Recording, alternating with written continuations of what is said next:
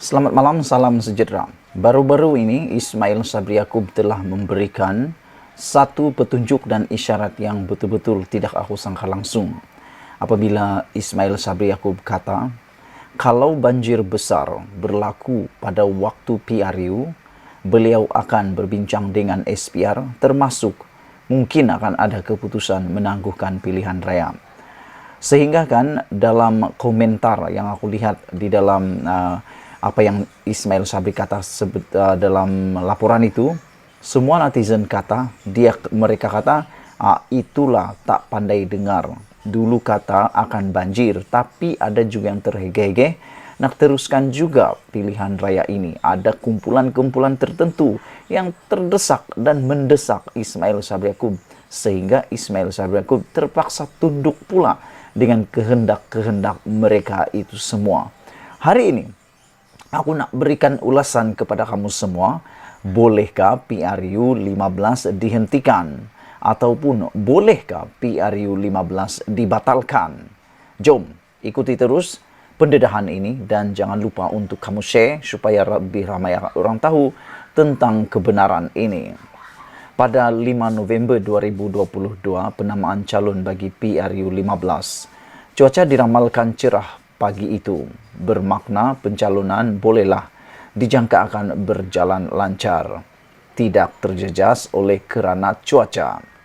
Namun, menurut Met Malaysia, ribut petir diramal pada sebelah petang di 12 negeri, iaitu Perlis, Kedah, Perak, Kelantan, Terengganu, Pahang, Selangor, Melaka, Negeri Sembilan, Johor, Kuala Lumpur, dan Sarawak. Ramalan ini dikeluarkan 4 hari yang lalu. Pada Khamis 3 November 2022, Met Malaysia memberitahu monsun timur laut akan berlaku lebih awal, iaitu pada minggu ini hingga Mac tahun depan. Kata Met Malaysia, monsun timur laut atau musim tengkujuh akan bermula pada 7 November ini hingga Mac depan. Ketika mana 4 hingga 6 episod lururan monsun akan membawa hujan lebat berterusan sepanjang tempoh itu. Kata Jabatan Meteorologi itu lagi, seperti musim-musim lalu, hujan lebat berterusan untuk tempoh beberapa hari lagi boleh menjadikan dan mengakibatkan kejadian banjir di kawasan rendah dan berhampiran sungai. Sekiranya hujan lebat berterusan berlaku serentak dengan kejadian air pasang besar, risiko kejadian banjir boleh meningkat menurut Met Malaysia. Kejadian air pasang besar, kata Met Malaysia, dijangka pada 6 November hingga 11 November dan 22 hingga 27 November, juga 7 hingga 12 Disember, 22 hingga 26 Disember, 6 hingga 10 Januari, dan 21 hingga 25 Januari 2023. Tidak perlulah saya mengingatkan, ramalan Met Malaysia itu dibuat ketika PRU 15 menjelang tiba.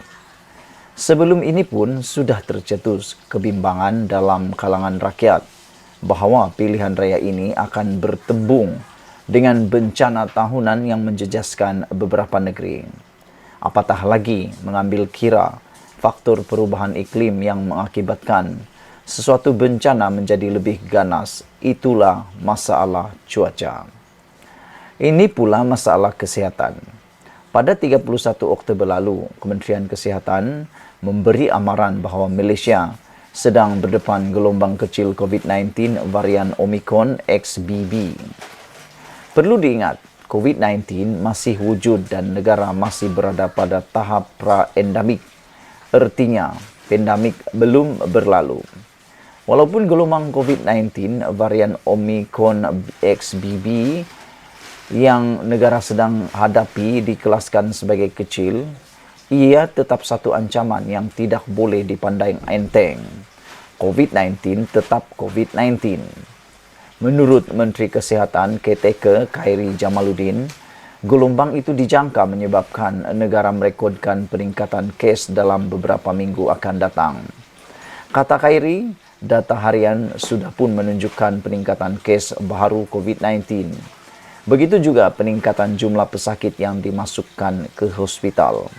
Artinya, ada ancaman, ada risiko, dan ada bahaya. Sama ada yang menjadi gelombang besar bergantung kepada tingkah laku dan tindakan komuniti. Khairi dipetik sebagai berkata, beliau seterusnya menasihati rakyat, antaranya memakai semula pelitup muka. Mengambil kira kedua amaran yang ditulis ini membabitkan cuaca dan kesehatan. Adakah PRU 15 akan terjejas pada hari-hari menuju pengundian dan hari mengundi 19 November?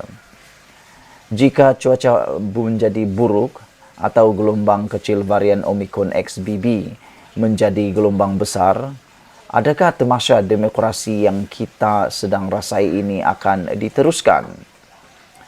Ditakdir banjir atau COVID-19 atau kedua-duanya tidak membolehkan PRU dijalankan, adakah ia akan dibatalkan atau ditangguhkan? Atau bolehkah ia dilakukan? Tidak ada presiden pilihan raya umum dibatal atau ditangguh setelah parlimen bubar. Ia belum pernah berlaku.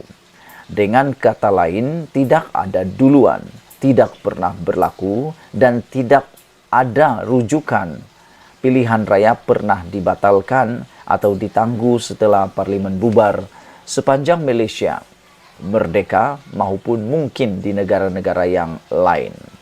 Bolehkah ia berlaku jika keadaan tidak mengizinkan akibat bencana, malapetaka dan musibah? Adakah perundangan negara membolehkannya? Kata beberapa pakar perlembagaan dan undang-undang, pilihan raya yang telah dihubungi tidak ada peruntukan undang-undang khusus berkaitan masalah ini. Seorang pakar undang-undang berpendapat, Mahkamah juga tidak punya kuasa membuat penentuan. Beliau merujuk keputusan Mahkamah Tinggi Kuala Lumpur menolak saman pemula yang dikemukakan tempoh hari oleh bekas Ahli Parlimen Klang Charles Santiago berhubung pembubaran Parlimen untuk yang ke-14. Charles mendakwa pembubaran menyalahi dua perkara perlembagaan kerana tidak berdasarkan nasihat jemaah menteri.